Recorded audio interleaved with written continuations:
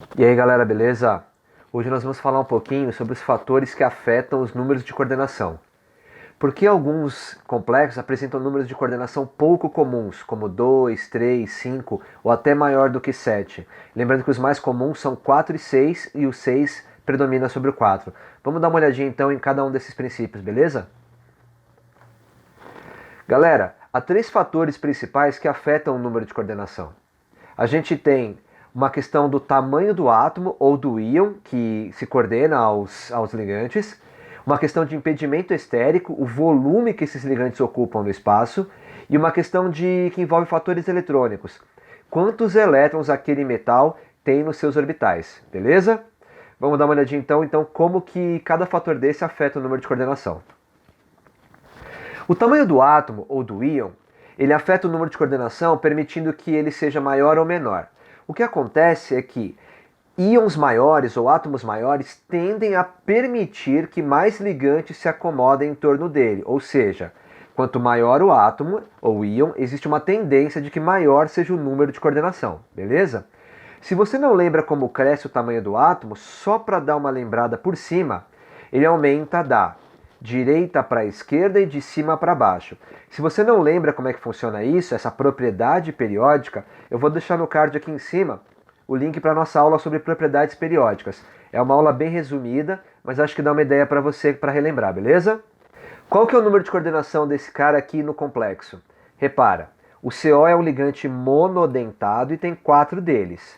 Cada brometo também é monodentado e tem 3 deles. Você percebe que o número de coordenação do tungstênio aqui é 7? Onde está o tungstênio na tabela periódica? Dá uma olhadinha. O tungstênio, ele aparece aqui, ó. Tá mais aqui para o meio da tabela, mas já indo para o lado esquerdo, tudo bem? Só que ele está bem para baixo, ele é um átomo relativamente grande. Isso permite que ele acomode os elétrons com mais facilidade em torno de si, diminua as repulsões intereletrônicas e facilita que você tenha mais ligantes em volta dele. Isso significa que o tungstênio, sendo um átomo ou íon de raio relativamente grande, permite uma melhor acomodação dos átomos dos seus ligantes em torno de si. Tá aí o número de coordenação 7, tá? Que não é muito comum e é maior do que usualmente se vê, que é 6. Outro exemplo aqui é o zircônio. Aqui ele está ligado com o oxalato. O oxalato é esse rapaz aqui, ó. Carbono, carbono, dupla O, O menos. O oxalato é o ânion do ácido oxálico, beleza? O diânion. Então repara que esse cara aqui é um ligante quelato, ele pode dar 2 mordidas, ele ocupa 2 sítios de coordenação de uma vez. Dessa forma, qual é o número de coordenação do zircônio nesse complexo aqui? Veja que tem 4 oxalatos e cada oxalato faz 2 ligações. O número de coordenação é 8. Também não é um número de coordenação muito usual e é muito grande. Beleza? Para metais do bloco D. É um número de coordenação muito alto. Por que isso acontece? Porque o zircônio é um átomo relativamente grande. Olha ele aqui, ó. Sendo assim, ele permite uma melhor acomodação de mais ligantes em torno de si. Então, o tamanho do átomo ou do íon afeta o número de coordenação que ele vai apresentar, beleza? O próximo fator é um fator relacionado aos ligantes. Se o ligante for muito grande, muito volumoso, ele causa algo chamado impedimento estérico, que você vê mais comumente na química orgânica, beleza? Mas acontece aqui também na inorgânica. Olha esse ligante aqui, ó, o trifenilfosfinóxido, o TPPO. Olha o tamanho desse cara. A ligação vai acontecer aqui, ó, através de pares de elétrons que tem no oxigênio, tá bom? É esse par de elétron aqui, ou esse, tanto faz, tá? Que vai fazer a ligação coordenada com o metal. Mas veja esses 3 anéis fenil aqui, ó. Eles vão ocupar um baita de um espaço. A chegada desse ligante ocupa muito espaço no entorno ali, nas proximidades do centro metálico. Isso dificulta que outros ligantes se aproximem. Então, ligantes com impedimento estérico bastante pronunciado tendem a fazer com que o metal apresente um número de coordenação baixo, beleza?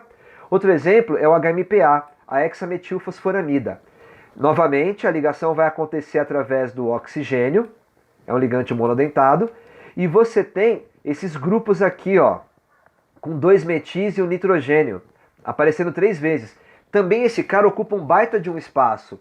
Então, dependendo do metal Se houver esse ligante, o número de coordenação pode ser mais baixo do que comumente se encontra. Mas veja que é um peso de fatores, beleza?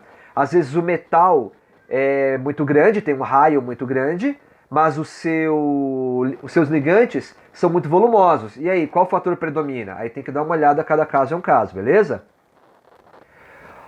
Olha aqui um terceiro fator que são as interações intereletrônicas. Às vezes, o metal ele pode ter muitos ou poucos elétrons D na sua configuração eletrônica. No nosso exemplo aqui, a gente tem o molibdênio, tá bom? Repara que o número de coordenação desse complexo é 8, porque o íon cianeto é um ligante monodentado. Mas 8 é um número de coordenação alto para metais do bloco D. Como o molibdênio conseguiu fazer isso? Dá uma olhadinha. Se liga na tabela. E olha aqui onde está o molibdênio. Seu número atômico é 42 e nós vamos distribuir. Quando você distribui o molibdênio, você vê que sua configuração é um cerne, né, um core de criptônio, 4d5, 5s1. Mas eu quero que você observe, que molibdênio é esse aqui do complexo? Não é zero. Qual é a carga do molibdênio? Lembre-se que cada cianeto é -1. A carga total por causa dos ligantes é -8, beleza? Como a carga do complexo como um todo é -4, você entende que esse molibdênio aqui é molibdênio 4? Ou seja, ele é essa configuração aqui tendo perdido 4 elétrons. Você percebe quais 4 elétrons? Dá uma olhadinha. Vai sair um do 5s, o único que ele tem, e vão sair mais 3 do 4d5. Bom, se esses 5 perdem 3, vira 4D, 2. Perdeu 3 aqui. Mais 1 do 5S, ele perdeu os 4. Isso é molibdênio 4. O que eu quero que você perceba? Isso quer dizer que o íon molibdênio 4 tem poucos elétrons D. E daí, o que isso tem a ver? Com a interação metal-ligante, os elétrons do ligante chegam e se sobrepõem a orbitais vazios do metal. Mas não quer dizer que o metal não tenha nenhum elétron, ele tem em outros orbitais. E ocorre uma perturbação entre os elétrons do ligante e os elétrons do metal. No caso do molibdênio, os elétrons que serão perturbados serão esses aqui do orbital 4D. Como tem poucos elétrons, a perturbação não é tão significativa. Então, é favorável que se aproximem mais ligantes, porque a perturbação entre os elétrons desses ligantes e dos elétrons do molibdênio não é tão pronunciada. Então dá para acomodar melhor esses elétrons. Você percebe? Isso quer dizer que metais que tenham muitos elétrons no seu orbital D tendem a formar complexos com um número de coordenação mais baixo, porque vai haver uma grande repulsão eletrônica entre os elétrons do ligante que está chegando e dos orbitais D do metal que já estão ali. Percebe? Não é o caso do molibdênio, aqui é exatamente o contrário. Como ele tem poucos elétrons, isso é um fator que favorece a aproximação de mais ligantes. Esse é o fator interações eletrônicas que vai determinar o número de coordenação. Mas, de novo, lembre-se, são 3 fatores que determinam, tá bom? O tamanho do átomo ou do íon, o tamanho do ligante, questão de impedimento estérico, e as interações eletrônicas que há entre os elétrons do ligante e do metal. Cada um desses fatores tem o seu peso. Na hora de determinar o número de coordenação, você tem que levar em conta isso. Vai um pouco de bom senso, mas às vezes um dos fatores pode contradizer o outro, e a gente vai ter que olhar pelo número de coordenação que fator será que está prevalecendo. Não há uma regra bem definida sobre isso, beleza? Vamos olhar então agora cada um dos números de coordenação. Por exemplo, o número de coordenação 2. Que fatores será que pesam sobre um metal, sobre um íon metálico, para que ele tenha apenas 2 ligantes coordenados à sua volta? Aqui, como eu acabei de falar, um fator importante é o número de orbitais de elétrons nos orbitais D.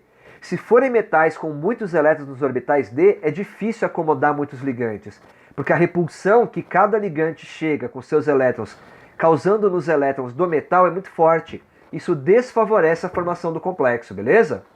Dá uma olhada, por exemplo, no dicloroaurato 3. Pensa aí você por que é 3. Aqui, o ouro 3 tem muitos elétrons no seu orbital D.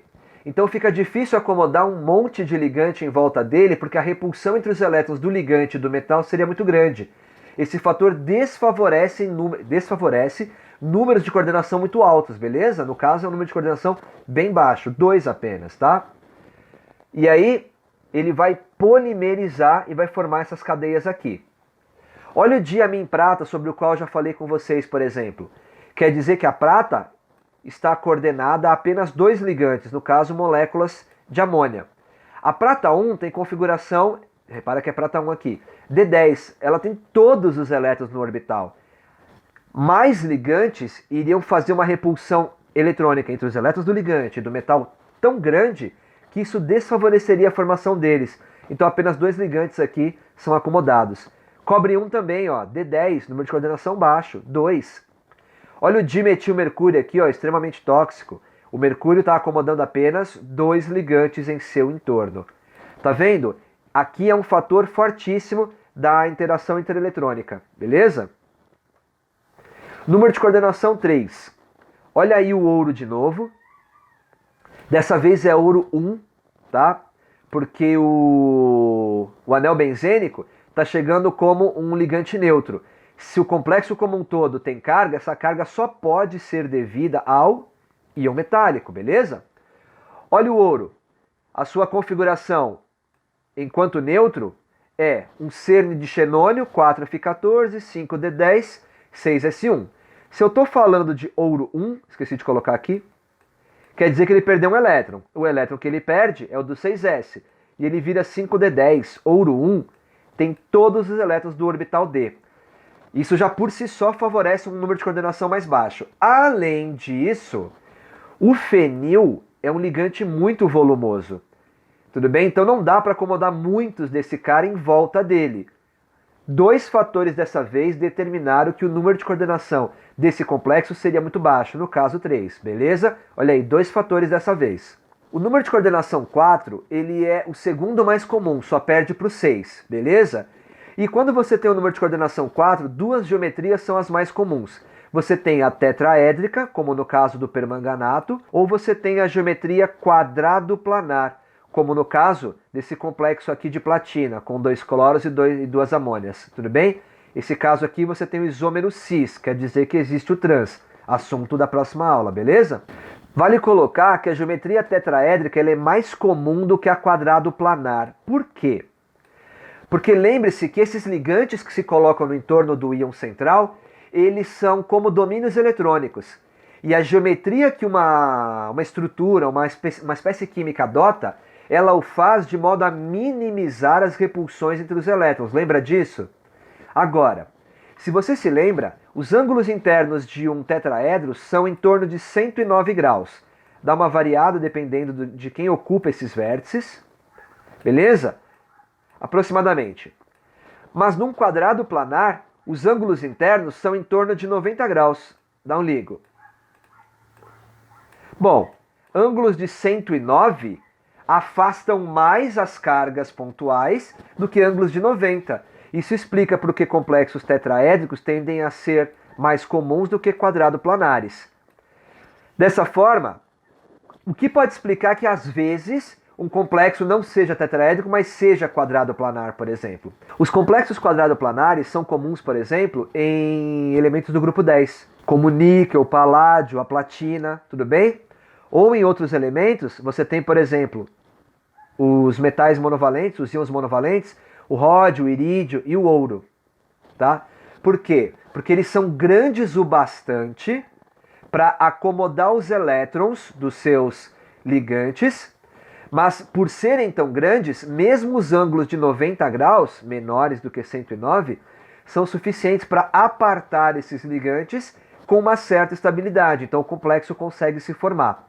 Se o metal é muito pequeno, então a geometria preferível é a tetraédrica, onde ele, para apartar os ligantes um do outro e diminuir a repulsão, isso é feito através dos ângulos, aumentando os ângulos numa geometria tetraédrica em detrimento de uma quadrado planar, beleza? O número de coordenação 5, ele não é muito comum, mas ele forma normalmente 2 tipos de estrutura, de geometria molecular. A bipirâmide de base trigonal, olha aqui a base da pirâmide, beleza? E você tem o topo da pirâmide, Uma para cima e uma para baixo. Daí o nome bipirâmide de base trigonal.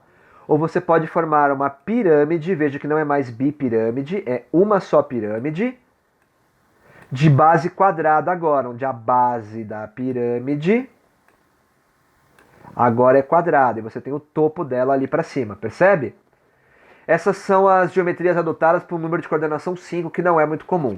O mais comum, dentre todos os números de coordenação, para metais do bloco D, beleza? Metais de transição, é o número de coordenação 6. E as geometrias adotadas são um octaedro, beleza? Com 6 ligantes, número de coordenação 6, octaedro, 8 faces. Édron significa face. Por isso que se diz poliedro, várias faces, beleza? Como hexamin, cobre 2, ou um prisma, tudo bem? Como esse complexo aqui de zircônio. Então, o número de coordenação mais comum é 6, lembrando que esse número de coordenação é tão comum pela disponibilidade e pela posição dos orbitais do metal para aceitar os ligantes, beleza? Pô, mas não pode ter número de coordenação maior do que 6? A gente viu que pode, né, em alguns complexos.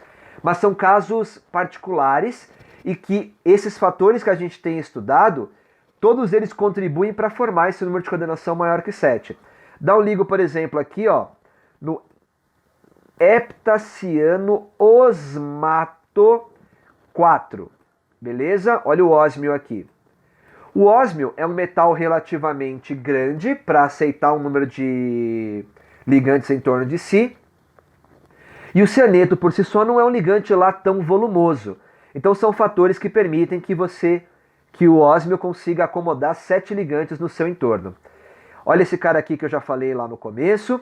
E esses dois exemplos aqui, esse menino e esse aqui, são exemplos particulares, tá bom? Se você olhar, o centro metálico deles, o metal, é o samário nesse caso e o sério nesse caso aqui. Eles não são metais de transição, não são metais do bloco D, são metais do bloco F, tudo bem? E os metais do bloco F tendem a formar complexos com número de coordenação normalmente, tá? 8 e 9 são os mais comuns, mas eles podem chegar até a 12. Nesse caso aqui, ó, o número de coordenação do samário é 9. Cada oxalato, ele está coordenado. Dá uma olhada aqui, ó, não sei se dá para ver. Tem 2 ligações aqui, mais 2, 4, mais 2, 6. E cada bolinha que você está vendo aqui, ó, dessa vermelha aqui, é uma água. Então, o número de coordenação é 6 por causa do oxalato, que eu já te mostrei no slide anterior. Uns slides mais para trás, na verdade. 6 e 3 águas, número de coordenação 9. É altamente incomum, não me lembro de um número de coordenação 9 para metal do bloco D, mas é muito comum em metais do bloco F, lantanídeos e actinídeos, tá bom? E olha o sério. O nitrato, ele é um ligante bidentado. Olha aqui o nitrato, ó, NO3, nitrato. Olha como ele dá 2 mordidas, é um ligante bidentado, quelato. Se esse cara é bidentado e tem 6 dele, qual é o número de coordenação do sério nesse complexo? Tem 6 caras que se ligam 2 vezes. O número de coordenação é 12, muito bem. Acertou, miserável. Então, o número de coordenação do sério aqui é 12. Muito, muito maior do que o 6, bem comum para os metais do bloco D, mas não é nenhum grande absurdo para íons do bloco F, beleza? Com isso a gente fecha essa ideia de tentar entender que fatores afetam os números de coordenação dos metais, beleza? Dependendo do metal, então, ele pode ter um número de coordenação mais alto ou mais baixo, dependendo, vamos resumir, de 3 fatores. O tamanho do átomo ou do íon metálico, fatores estéricos, do tamanho do ligante, de quanto espaço esse ligante ocupa no entorno do íon metálico, e por questões de repulsão intereletrônica entre os elétrons do ligante e do metal, beleza? Então é isso, galera. Qualquer dúvida, deixa aqui nos comentários ou manda um e-mail e a gente se vê na próxima aula. Valeu, gente, até mais!